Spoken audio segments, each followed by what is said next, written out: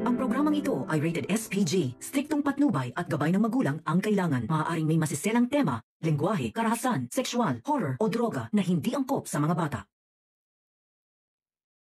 Ramir, inamin na kay Merdit na si Lilet ang anak nila. Alamin natin. Welcome back sa aking channel. Mga kaganapan sa Lilet Matias. Binangungot si Merdit nang nakaraan nila ni Ramir. Lalong-lalo na nga ang tungkol sa anak nilang si Lily. Narinig ni Eira ang sigaw ni Merdit ng paulit-ulit na pangalan na Lily. Kaya naman agad pinuntahan ni Eira ang mami niyang si Merdit sa kwarto nito. Nakita niyang binabangungot si Merdit. Pinilit niyang gisingin si Merdit dahil napakalakas ng sigaw ni Merdit na umabot hanggang kwarto ni Eira. Matagal bago nagising si Merdit habang tinatawag ang pangalan na Lily. Nagpasalamat naman si Eira dahil finally nagising na si Merdit mula sa bangungot ng nakaraan niya. Kabang-kaba si Eira sa nangyari sa mami niya.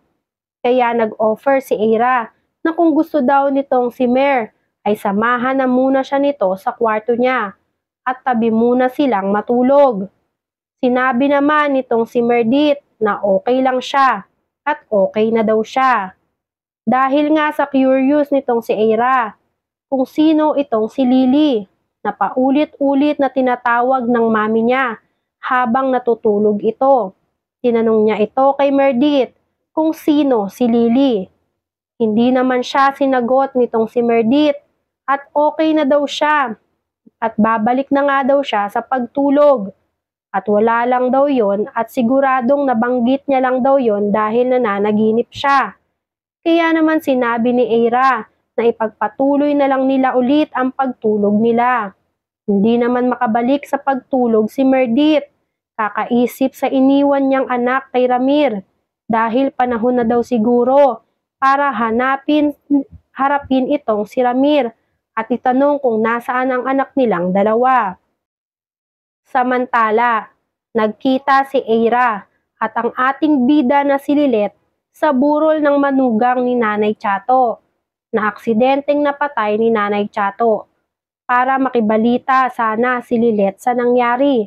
Hindi niya akalain na nandoon at pupunta itong si Eira sa burol ng manugang ni Nanay Chato para sabihin kay Lilet na siya ang makakalaban ni Lilet sa korte dahil siya ang magiging attorney at tagapagtanggol ng kapatid ng pinatay. Muli ngang nagkaharap si Eira at itong ating bida na si Lilet dahil magiging magkalaban pa nga sila sa kasong hahawakan nila. Tinanggap daw ni Eira ang serbisyo ng manugang ni Nanay Chato para siya ang magtanggol sa pagpatay daw ni Nanay Chato sa kapatid ng kliyente niya.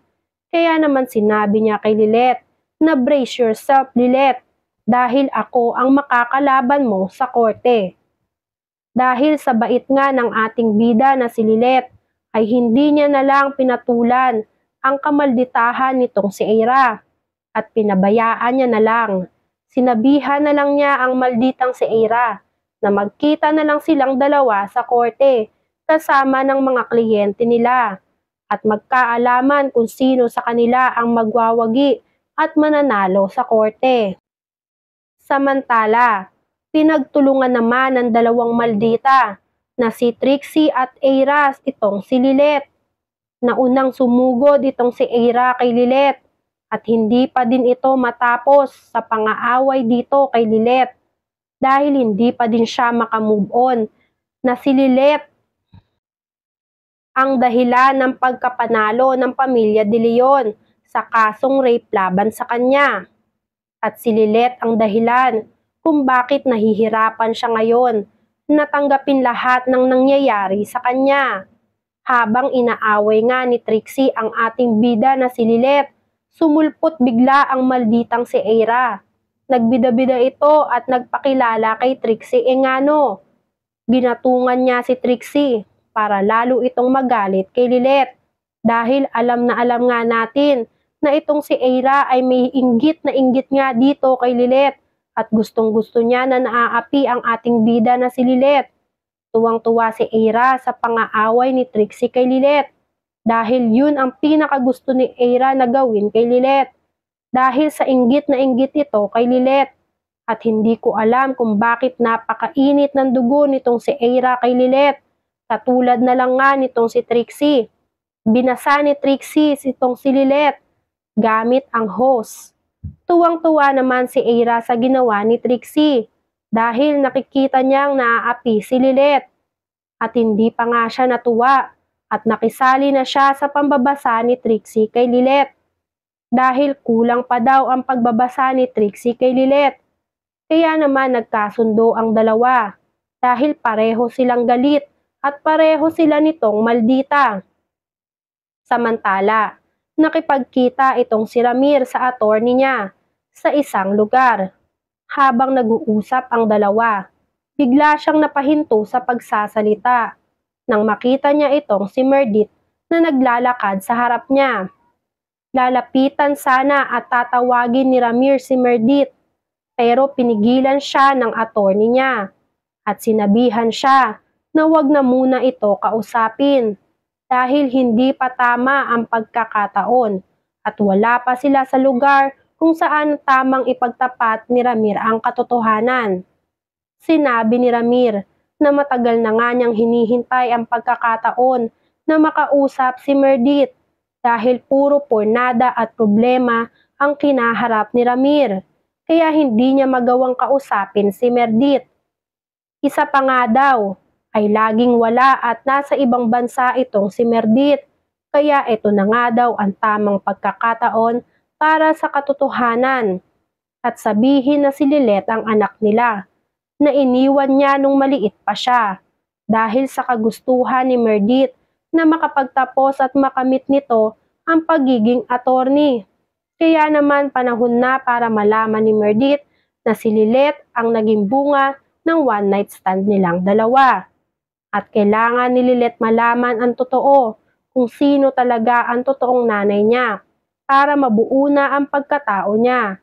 Dahil alam daw ni Ramir na nangungulila din si Lilet sa ina kahit pa nga maayos na ang buhay nito.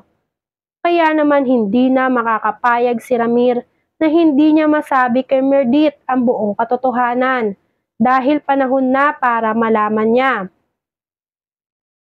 Tuluyan na kayang malalaman ni Merdit ang taong inaapi-api ng anak niyang si Aira ay ang anak niyang si Lilet na iniwan niya kay Ramir para tuparin ang mga pangarap niya? Oras na kaya para sa katotohanan? Sino ang magwawagi sa kaso? Team Aira ba o Team Lilet? Yan nga ang mga kaganapan at mga dapat nating abangan sa Lilet Matchas. Kung gusto nyo pa ng mga gantong klaseng video, ay mag-subscribe at i-like itong video na to. Maraming salamat po.